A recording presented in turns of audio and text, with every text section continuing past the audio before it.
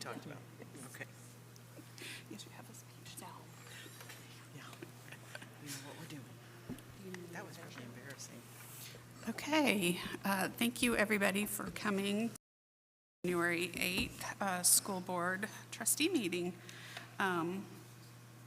We will start out with a prayer. Christy? If you'd like to join me, bow your heads. Lord, as we start a new year, we want to thank you for the many opportunities that a new year brings. Please continue to watch over our staff and students as they start fresh in a new semester. Be with us and guide us to make decisions that are in the best interest of our schools and community this evening. In Jesus' name we pray. Amen. Amen.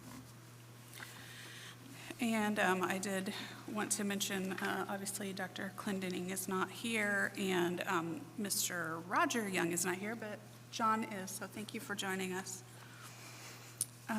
We will call the meeting to order. We'll start out with the reorganization of the school board. We will have the election of the president. I'd like to nominate Mr. Sappenfield for president. I'll second. All those in favor, say aye. Aye. Opposed? Okay, Jake. You get to take over, buddy. Lucky me. Well, All right. all right, we'll see how this goes, all right? Thank you, Becky, for your service last year. You're So I welcome. appreciate it, and may have to lean on you here today, All right. but we'll figure this out, right? So first thing up for me would be, I've got to get the rest of the cabinet, I guess. So I need election of officers, vice president, and secretary. So I will ask for some nominations at this time. And will you do those separately? Yes, we can. So let's start with vice president. I'll nominate Andy Lamb. We have a motion. I'll second. All those approved signify by saying aye. Aye. Anyone opposed? Congratulations, sir. Thank you. Next up would be secretary. I nominate Christy Ott. Second. First and second, all those approved signify by saying aye. Aye. Anyone opposed? Christy, congratulations. Woo-hoo. All right. Good deal. All right. Thank you. Moving along the agenda with number 5, we have board member salary. And I think we need to take each of these, right, to vote on and approve. Is that correct? Each of these items we need to approve as we go? On the board member salary, yeah. Okay. So first up would be board member salary, which is currently set at $2,000 with a $500 stipend for wellness. Move to approve. We have a motion. I'll second. All right, first and second, all those approved signify by saying aye. Aye. Anyone opposed? Next up is the board meeting schedule, which has been posted out there. Anyone have any questions or concerns on that? Just comments for people to know that April and the October meetings are the third Monday instead of our normal second. April is the eclipse, and then the October would be over the fall break. All right, we'll take them I'll move for approval. Second. first and second. All those approved signify by saying aye. Aye. Anyone opposed? Next up is appointment of the superintendent committees, which I will go through here. And I'm sure you guys will correct me if I get these wrong. The athletic council is Andy Lamb. Collective bargaining is Andy Lamb and myself. Communication committee is Christy Ott. Legislative council is myself. Mental health is Brian Wirtz. Music council is Brian Wirtz. Is that correct? Christy. Chris, Oh, wait, I'm sorry. I thought you would. Oh, that's fine, yes. fine. Okay. As I said, Brian Wertz. RDC is Christy Ott. Superintendent Strategic Council is Becky Nelson.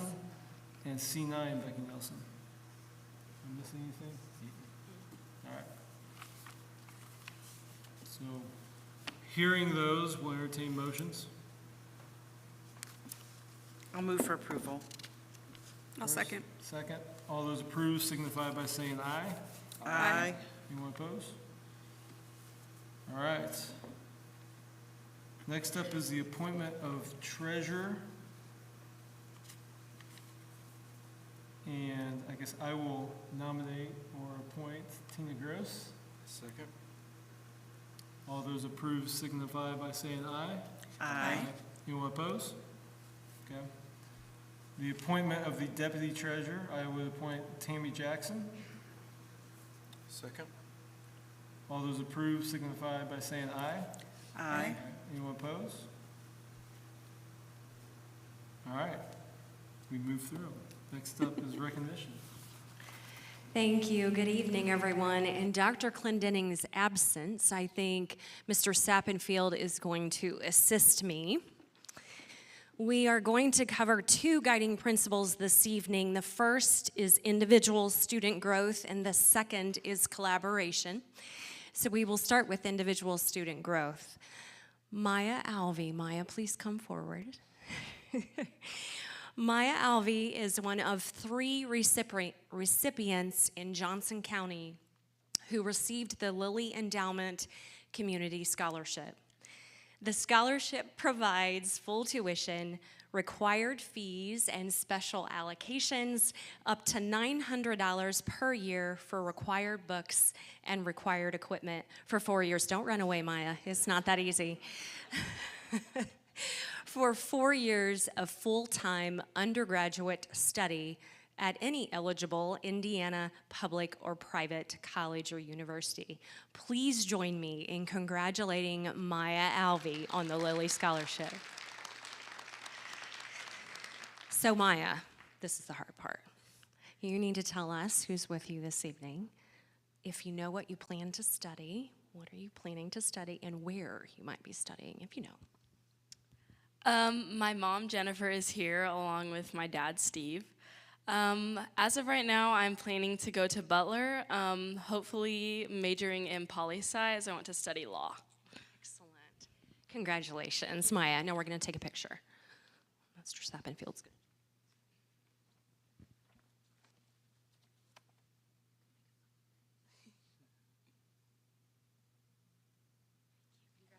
Congratulations, Maya. Thank you. Congratulations to all of you as well. Damian Burke. Damian, please come forward. Damian Burke is a senior. He earned his Eagle Scout rank in November of 2023. For his project, he made Christmas care packages for the Franklin senior citizens. Damian raised funds, he purchased supplies, and recruited volunteers. Congratulations, Damian. Can you tell us a little bit more about your project? Well, I had to start by... Okay. I had to make 200 Christmas care packages for the Franklin senior citizens. Well, I mean, it was fun. Yeah. I also had a Christmas party. Every month they have a Fun Friday, they call it. We did it on that day. So it was pretty fun. I got to dress up as Santa as well. How did you raise the funds? Donations from family, friends. Did you use social media or flyers? I think we did a little bit of, I think GoFundMe as well. Well, congratulations. Let's give Damian a nice, loud, warm round of applause. Stay right here. Damian, come back. Almost forgot about your picture, Damian.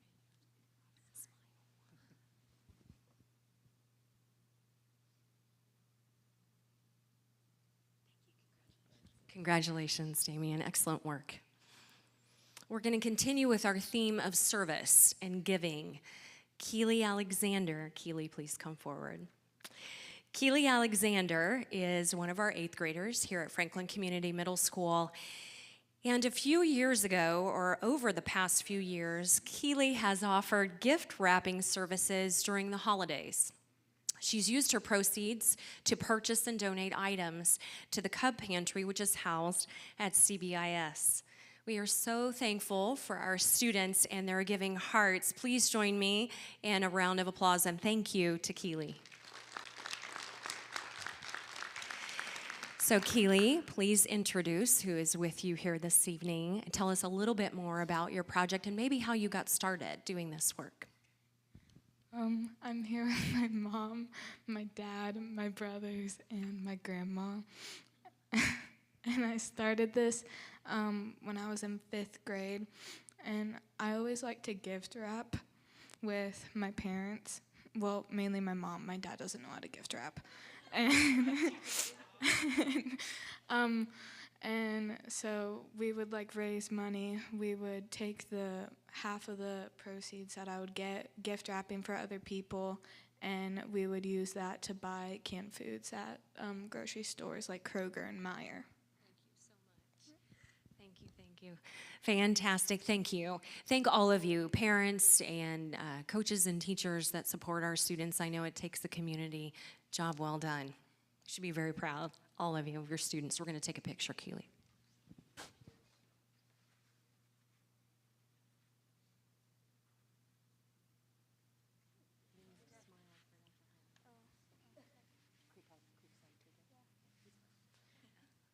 Congratulations to all of you. The second guiding principle that we want to celebrate this evening is collaboration. This month is School Board Appreciation Month. So if all of you would please join me in thanking our 5 school board members for their service, please.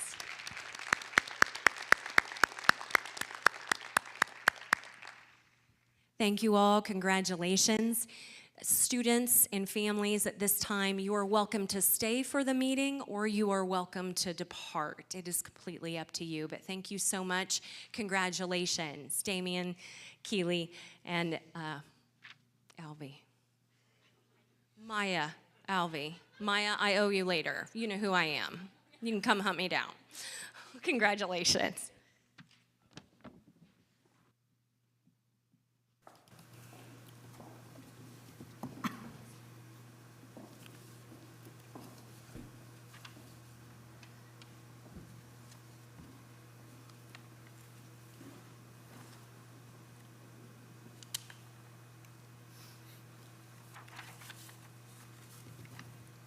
All right, next up is the consent agenda. So first would be public comments. Do you have any public comments? Okay.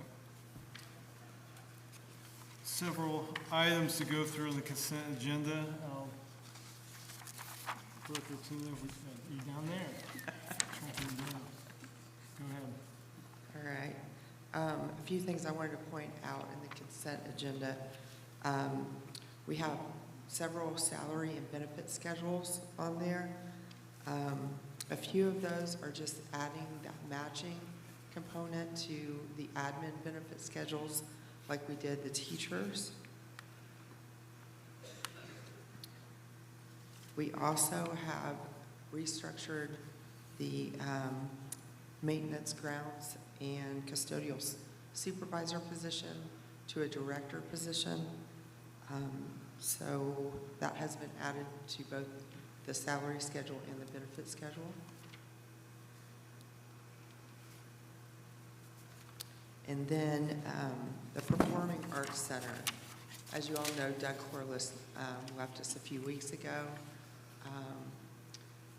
Steve Ahaus worked very hard to figure out the best way to reorganize. It's hard to replace Doug. He was at a lot of weekend and evening events and put in a lot of time. So Steve's recommendation was to take both Doug's former position and the box office manager position, combine those and kind of split it down the middle. So what was proposed was to create an event manager to run the business side of the house, the scheduling, the contracts, the concession stands, the ticketing, all of those financial type items. And then on the other side, to make that more of a technical position where we would be looking for someone with that stage experience, with the lighting and the sound and all of that. So we split that down the middle. They're equal positions, same salary range, same benefit schedule. And I believe Steve has hired for the events manager position, and we're still looking for that technical person. And then the last ad was what's called a Hope Navigator.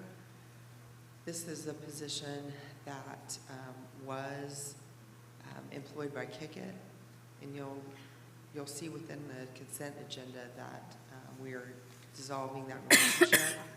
So in order to keep serving those students at the high school that person was providing resources for, we will now bring that in-house. We did a grant amendment, and we'll be able to employ that person through the end of the grant cycle. The position will probably have to be eliminated after that grant expires in September, but the results have been positive. She has been able to help a lot of our homeless students, and we're hoping for your approval so we can continue that work. I think that's all I have. I have two reminders. One is the resolution for the 1003 waiver. If you will remember, last year we asked for the additional 15 minutes for our middle school and high school staff for PLCs. It's the same resolution that we approved last year. Once I have your approval, we can apply to the state board for that waiver.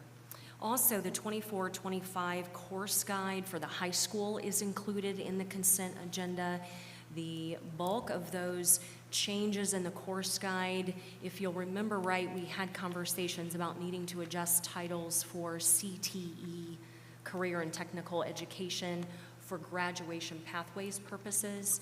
And the last course in that list is ACP Government as part of our Indiana College Corps that we approved last year through Indiana University.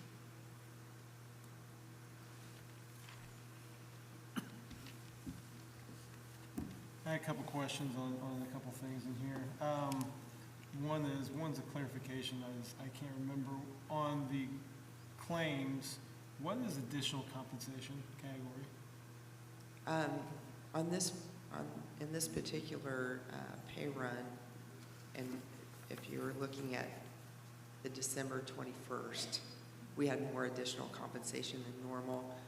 That was because of the loyalty stipends that the board approved in December. Okay. But that also includes ECAs, which a lot of those we pay out in December as well. It can be extra duties, like if a teacher fills in during their prep, because we don't have a sub, then they'll be paid out of that object code as well. And the other question I had was on the Schmidt letter of agreement. I think $1 million was the estimate for the auditorium. Did that include the architectural fees? I think that was pretty high. I was just curious.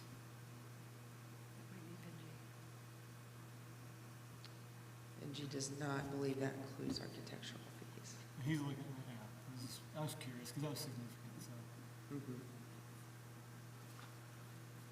that's all I had.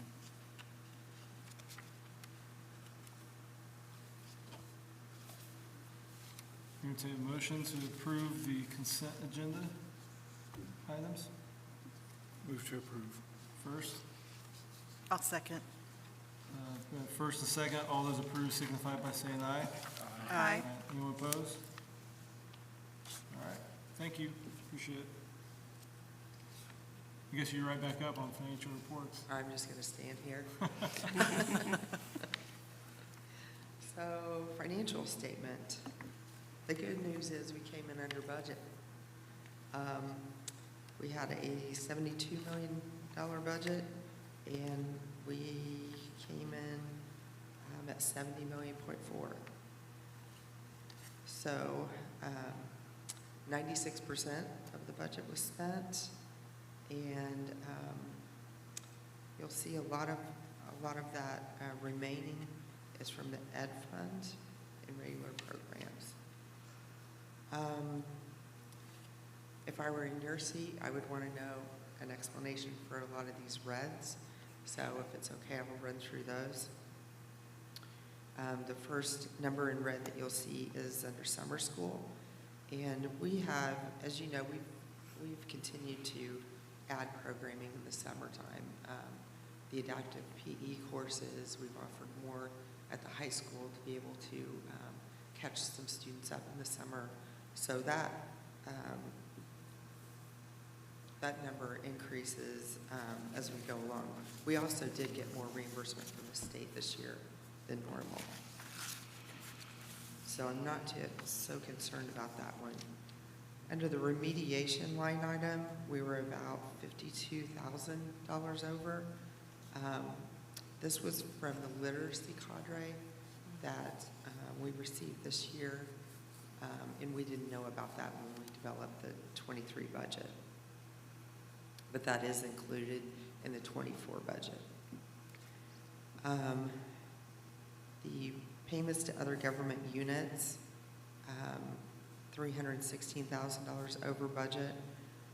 Those are our placements in RISE and other outside vendors for some of our students. We also had increased costs in C9 and Earlywood, which we've talked about quite a bit. The $110,000 deficit, we added an administrative position at Northwood, and then we also had 2% stipends that were not budgeted. Under the coaches line item, we added positions, plus we increased the base salary for those positions. So that was the reasoning for that overage. Operations, we're typically over in operations.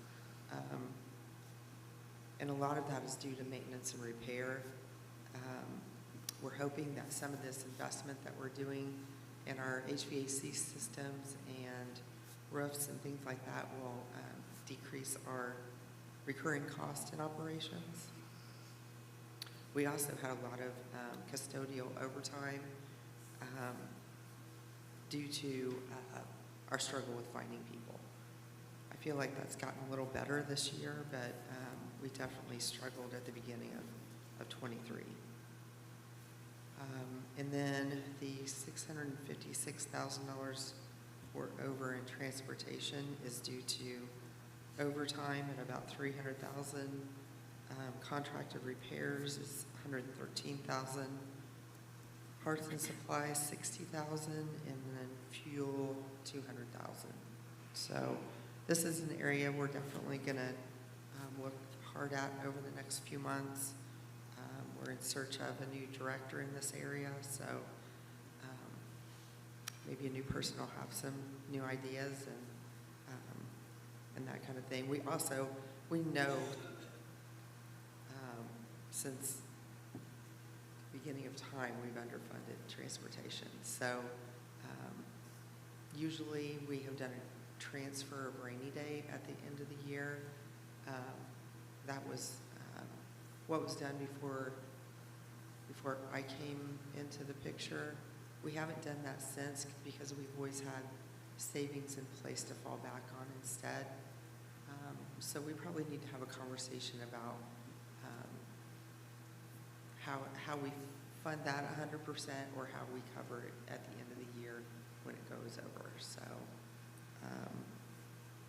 and one of my later agenda items, we're going to talk about how we're going to have to, if you approve a certain agenda item, we're going to have to tighten our belts as far as budget management. So these will be ongoing conversations. Any questions on that? And then the second sheet just shows your balances in your ECA accounts that I normally provide. And then you also have a final view of the cash flow statement.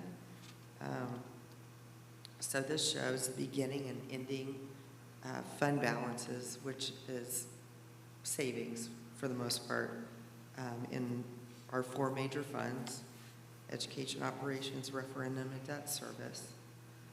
So I'll start with education and kind of walk through that one just to explain how this particular spreadsheet operates. So in the ed fund, we started out in January with a $4.8 million balance. And then if you go over to the December very last line and look at the 12/31/23 balance, we're at $3.7 million. So that's a decrease of $1.1 million in our fund balance in education. A couple things to consider with that one. We did have an enrollment decline, so you are going to see a decrease in revenue. But we also made a transfer to rainy day at the end of at the beginning of 23.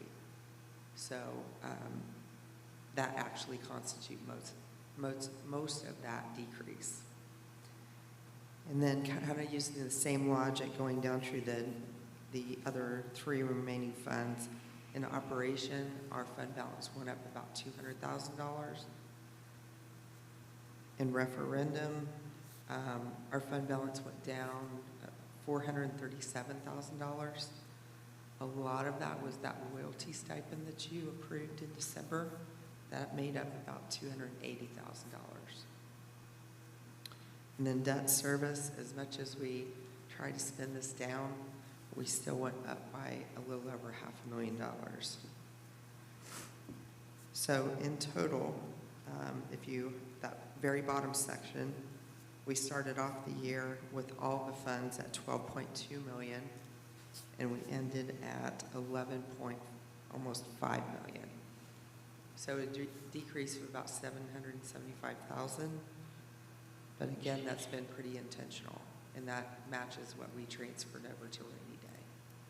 So kind of a net effect in 23. Any questions on that? Thank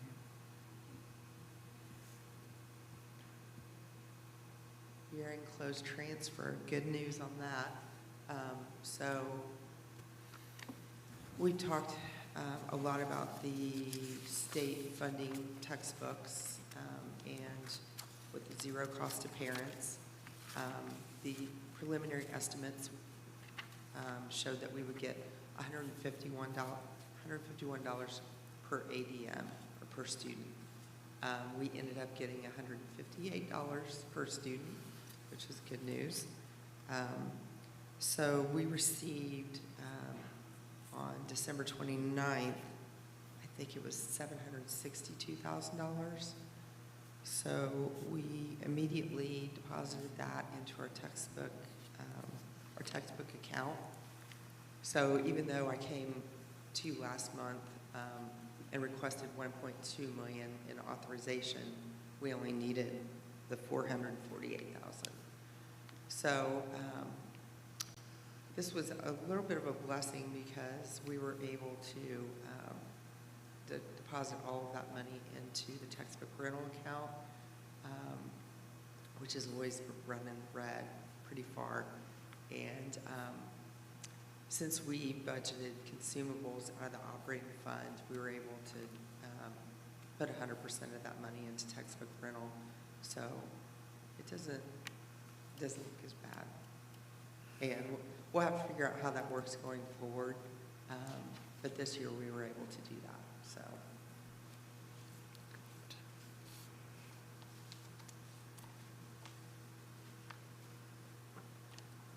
And then every January I do an update on our previous year's referendum spend.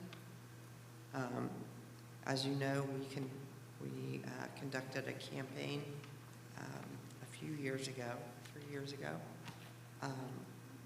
for a referendum for 23-cent tax increase, and we committed to the taxpayers that we would spend it on teacher salaries, support staff salaries, and mental health and safety. For 23, our total revenue was just shy of 5.7 million, and then our spend was a little over 5.7 million. So we spent the fund balance down just a little bit. So we still have a remaining balance of 2.3 million in that fund. The next slide shows the percentage spent in each of those categories. Teacher compensation, a spend of almost 2.5 million at 44% of our budget. Support staff compensation, 2.2 million, 39%. And then we spent 19% of our referendum revenue on mental health and safety.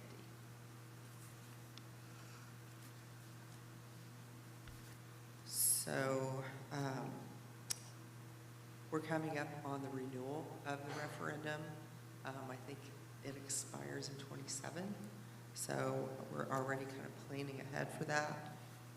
Our projected revenue for 24 is a little over 5 million. And I talked about in previous meeting that there's been a cap put on that for 24. So those funds could only increase by 3%. We have estimated our referendum spend in 24 at 6.5 million. And the reason is we've committed $1.5 million in spending that fund balance. And there are a few things that factor into that. We will always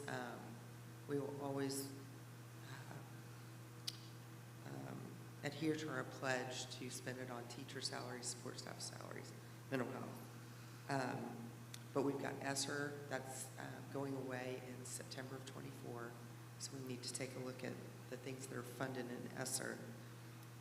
We'll also try to continue to remain competitive in our salaries, both on the teacher and support staff side. It seems like, you know, we come to the board a lot for approval of increases, but those around us are increasing even faster, and we're again falling to that bottom third, at least on the support staff side. And you know, you've heard in the news about teacher salaries and the expectations there. So we really need to take a hard look at both the fund balance and then future earnings in that fund to be able to address some of those concerns. And then we're always looking at facility safety concerns, those one-time items that we can hit with these fund balance.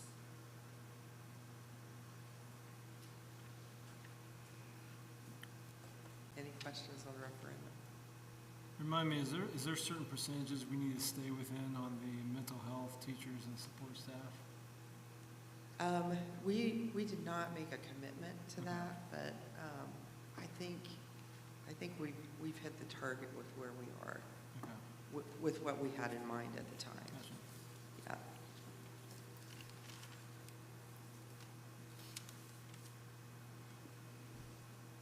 All right, I think. Are you up? Okay. Okay. Yeah. You got a drink of water. Are we ready for action items? Mm-hmm. All right. First up is, I guess, public comments. No public comments? Okay.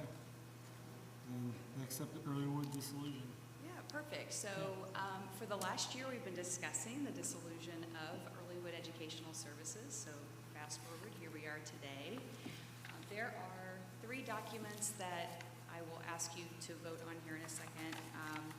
And those are just the terms of the dissolution, but also the fact that Franklin will become the trustee and then what those responsibilities will be as trustee for Earlywood. So I recommend that FCS move to dissolve Earlywood Educational Services effective June 30th of 24. And in this process, Amy Matthews with CCHA and then Mr. Young, Roger Young, have looked over these agreements and both have agreed and determined that those are appropriate. So that's the first recommendation to vote tonight. Take these individually, or? The first three go together, I believe.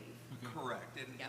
it's all part of the same global objective, Right. if you will, but the second resolution is actually approving the transfer of the real estate. Okay. So theoretically, the board could approve the dissolution, but maybe a board member would not approve of the terms of the transfer. So I would say, even though it's part of the same package, go ahead and do those resolutions separately. Okay. All right. So we'll entertain motions. So I will make a motion to approve the Earlywood dissolution. Is that, Yes. okay, yes. Second? First and second, all those approved signify by saying aye. Aye. Anyone opposed? All right. All right, just a follow-up to that, since the co-op will dissolve this summer and we become the trustee, we do have an employee from Earlywood who will come and work for Franklin as the trustee and also work on all kinds of fiduciary things for special education. And her role really over the next 2 years, possibly 3, but at least 2, will be to maintain all the records for the 6-member districts and handle any of those outstanding or potential financial things that could come up over the next few years with those member districts. Any questions about that?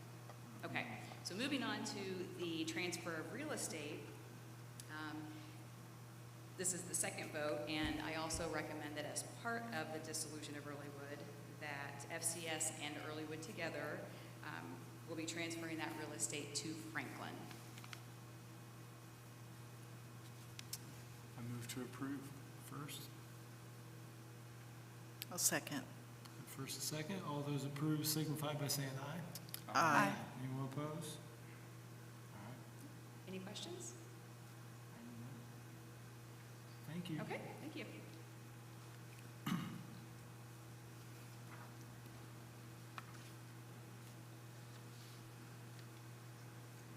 You're All right, back. you ready to talk tax rates?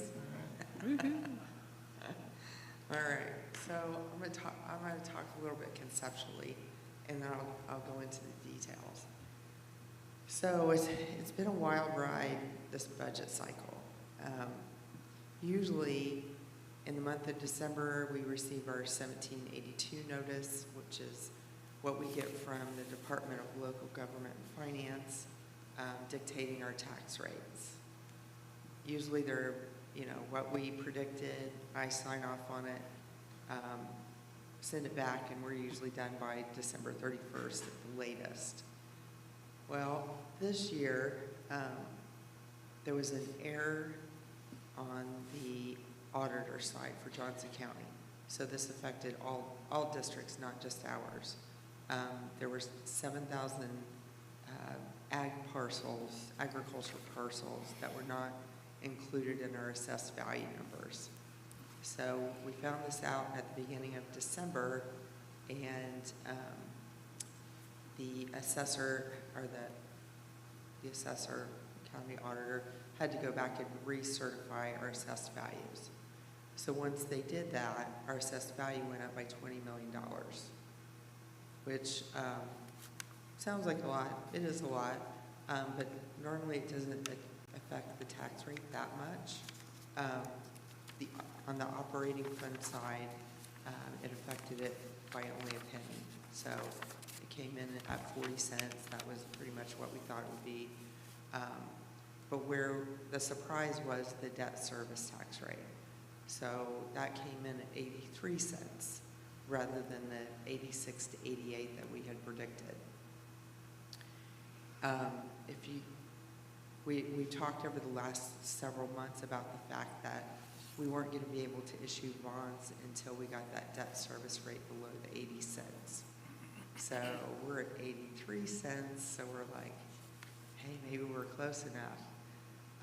So we've been working with Baker Tilly the last few days because we didn't get our revised numbers until after the new year.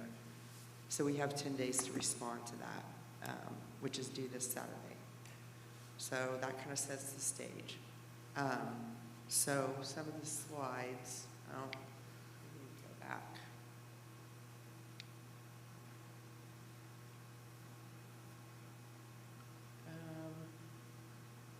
Mission to reduce debt service. Oh, I'm sorry, I jumped ahead, didn't I? I'll go back to that other agenda item. It was too easy. I had to go to hard one first. So this is the notice. If you scroll down to, I'll let you know where. Keep going. Okay. So here's our proposed tax rates by DLGF.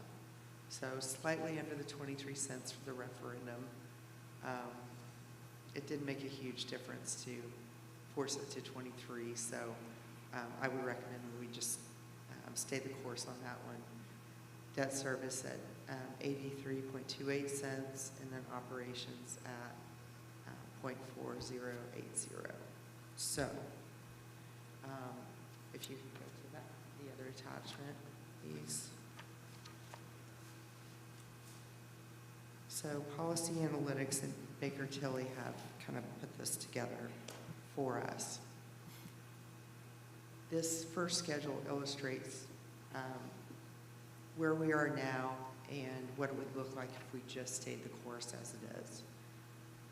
The numbers to focus on here are the circled numbers, which are our mortgage payments for the next 2 years.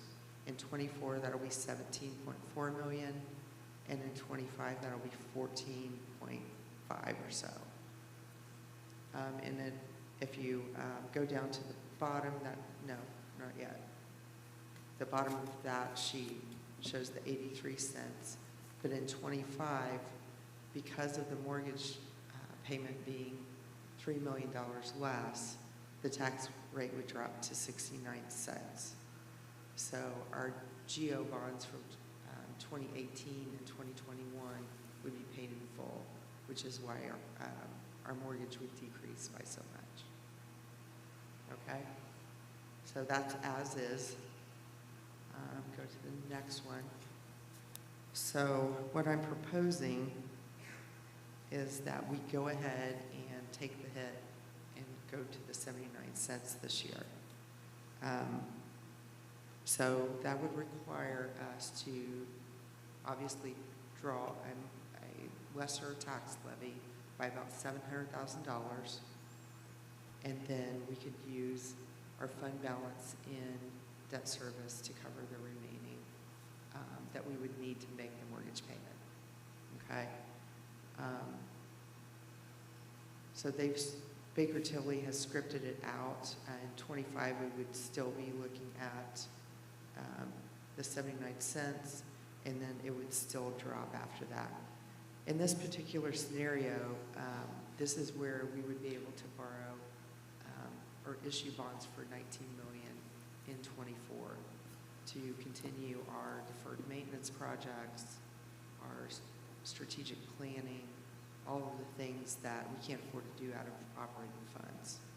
So it would allow us to start borrowing again, address some of these building concerns. You know, since we built the high school, we've kind of been in a stalling pattern as far as improvements go, and some of our buildings just need some help, both cosmetically and mechanically. So Benji's been working hard since he walked in the door on some of these projects, but we're working through that money, and we issued bond for $17 million in 22, and we pretty much have those allocated. It goes fast when you have HVAC and roofing repairs. So this particular version shows how we could make that borrowing in 24 and still have a reduction in our tax rate going forward. We are kind of at a crossroads here with a lot of this debt rolling off the next few years, And one of the topics for the February board retreat needs to be what's our target debt service rate? And we can manage those borrowings and the tax rates to be able to meet those goals. We just kind of need to know where the board thinks we should land with the tax rate. But I think, going from 93 cents to 79 cents is a big accomplishment. So the next slide shows some of the reasoning that we're able to do this is one of the legislative bills last year increased the homestead tax credits to give taxpayers a break. So it went from 35% to 40%. And then I think over the next couple of years, it phases out and goes back to 35%. But it really helps us in those 2 years to not only decrease our debt service rate, but also decrease our circuit breaker, which is our tax cap impact. So those are the numbers that are circled. In 24 and 25, Policy Analytics is predicting that our circuit breaker or property tax cap impact is only going to be 2.5 million. Normally, it's close to 4 million. So a huge decrease. Now, as you see over time, it picks back up. That homestead tax credit goes away. But it's still, it's kind of the perfect storm right now. As you know, right now we take the protected tax waiver, which is also a very confusing term. But historically, we have taken our property tax cap impact of $4 million and split it over operations and debt service instead of just operations. So that has allowed us, $1.5 million to $2 million of relief in operations. So those numbers are at like historical low. And once we borrow again, we can't have that waiver anymore. It goes away completely, which I think it's probably going to go away in 25 anyway. So Baker Tilly has been advising us over the last few months. We kind of need to wean ourselves off of the waiver. So if we're going to wean ourselves off, it probably needs to be now. Knowing that eventually, that impact is going to go back up, but at least we can plan for it over time. I know that is a lot of information and a lot of jargon, so how can I help? And it's a big decision to make. Can you remind me what the 80 cents benchmark is being made for, or what's driving it? Is that something we made a decision, or is that something the state said? That's what the state imposed. Okay. Any debt service rate over 80 cents, if you borrow money, it'll automatically go to referendum. Okay. Instead of the reminder. the petition remonstrance process. Right. Yeah. Right. Thanks for the reminder. So the pros, again, we'll be able to issue bonds, do our maintenance projects. Circuit breaker will be at an all-time low. The cons of doing this, it will affect the financial indicators. So I think the board needs to know that that is a factor that plays into this. Those indicators are, public knowledge, but I'm not sure anybody looks at them. And we could definitely explain, why and when. But we will have to practice strong budget management to be able to do this because of absorbing that circuit breaker back into operations. but I think we're in a good position to figure that out. And I'm recommending that we go forward with the 79 cents. Baker Tilly also advised us to do that. As I talked to Tina, and Tina, thank you for doing the work on this, because I know this was a big effort for you. This also sets us up well over the next couple of years if we've talked about the growth out in Union, and then the growth north of town here that could either feed into Northwood or Needham.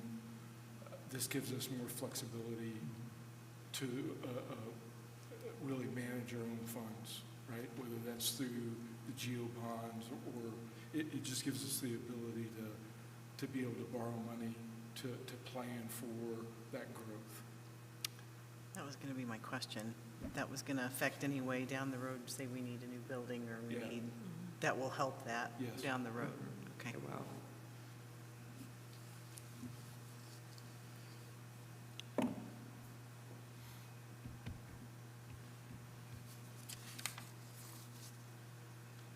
so what I'm asking for, Mr. Sappenfield, is the board's verbal agreement for me to respond to the 1782 notice with a request that the debt service tax rate be reduced to the 79 cents.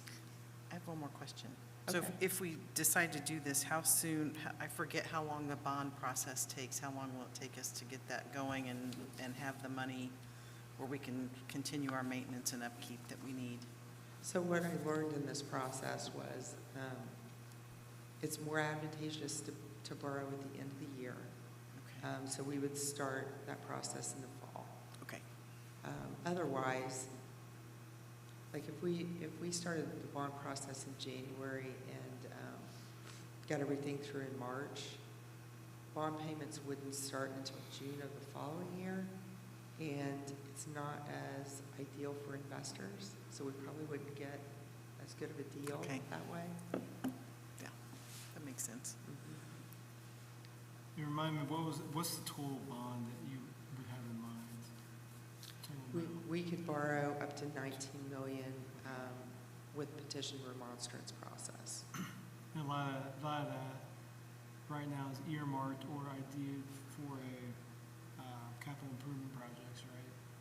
That we're thinking where the 19 would go. Yes. It could be. We also are acquiring that Earlywood property, so it could be. Yeah, there's flexibility. I just want to make sure there's Yeah. projects. Yeah. Okay. Benji's got a list a mile long.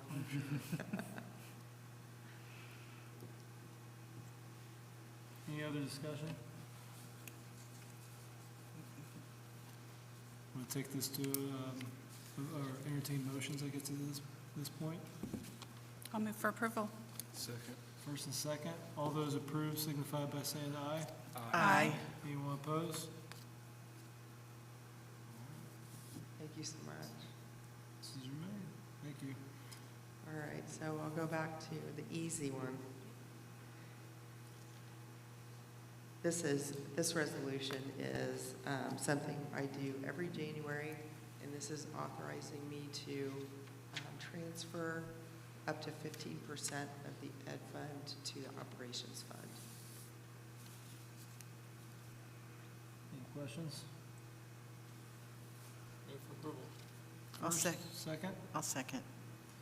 All those approved signify by saying aye. Aye. Anyone opposed? All right. Thanks, Tina.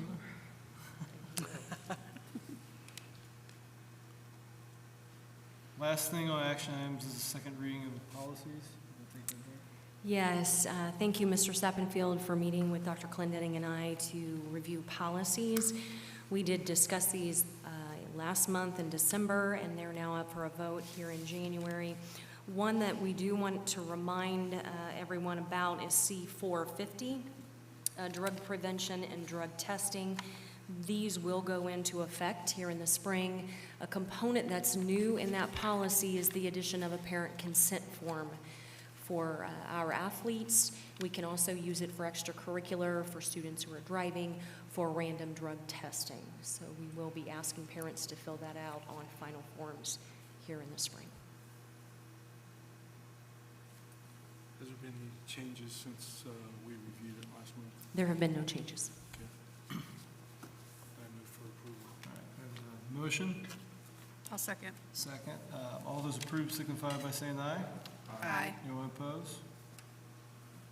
Motion passes. Thank you.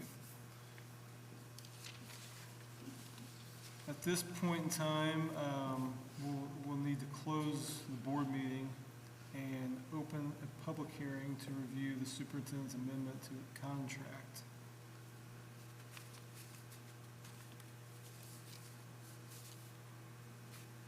Do public comments first on that?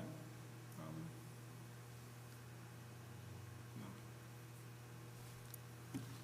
All right, any discussion on the contract, which has been posted since the 27th of December?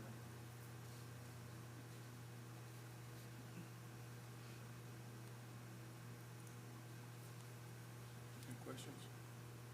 No. Entertain motion to approve. I'll move for approval. Yes. Yeah, first? Yes, sorry. I kind of mumbled Second. that. Second. All those approved signify by saying aye. Aye. Anyone opposed? All right, thank you. So we'll close out that public hearing and open the board meeting back up. This is the awkward phase of the board meeting for me. Any board comments?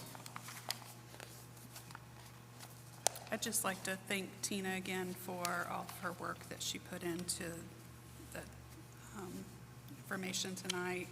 The videos and stuff that you've sent us really made it easier to understand, so I really appreciate that. Good job. All right.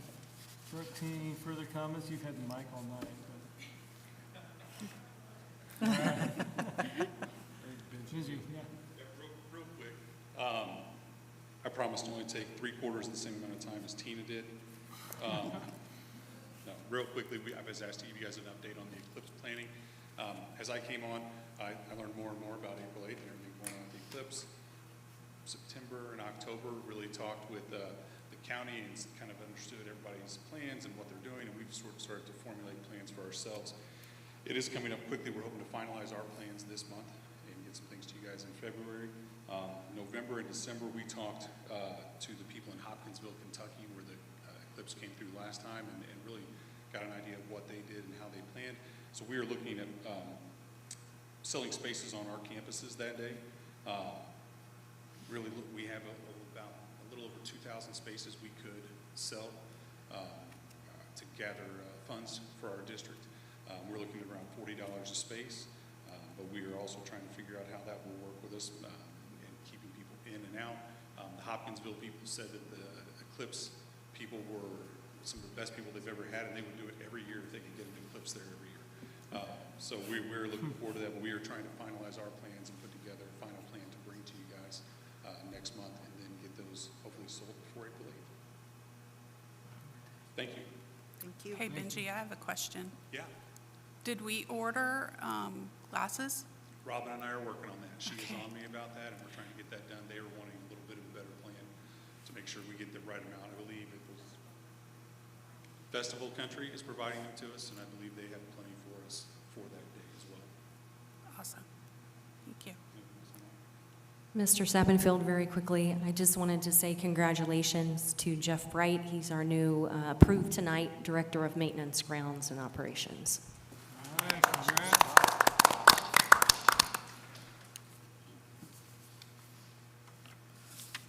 All right, anything else? Calendar of events. Oh, do you mean for admin comment? I'm running, I'm just moving ahead. Go ahead. Go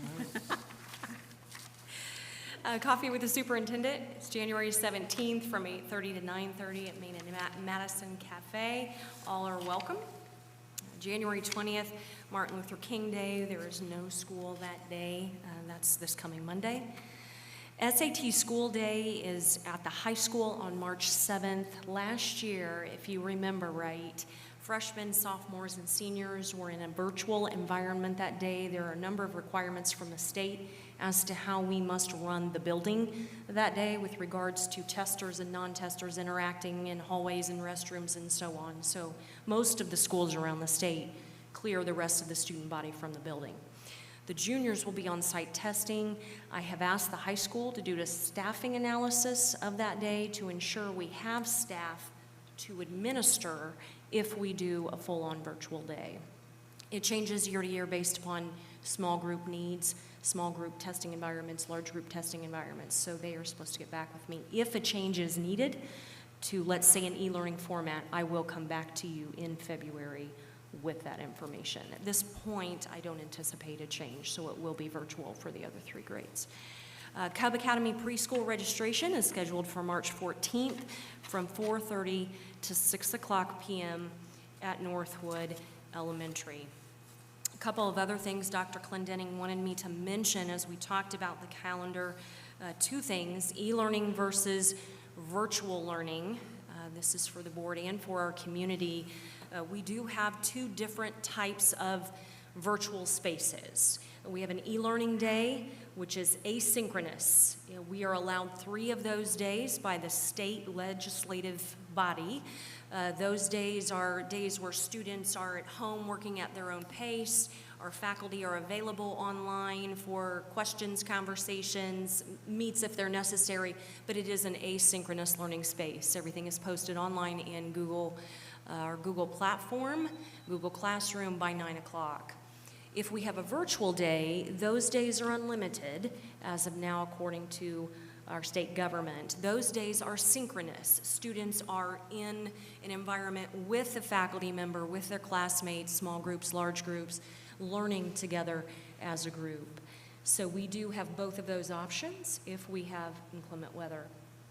Dr. Clendenning wanted me to share that if we have inclement weather, information with regards to delays and closings will be shared on our website, will be shared via Parent Square, and will be shared via our social media outlets.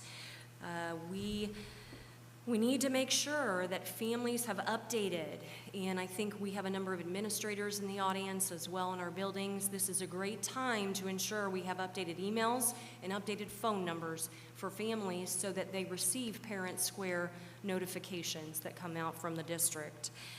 Dr. Clendenning and his team, they will drive around the district. I know Matt helps, Benji helps, there are a number of people that help him. They try to make those decisions by 5:30 a.m.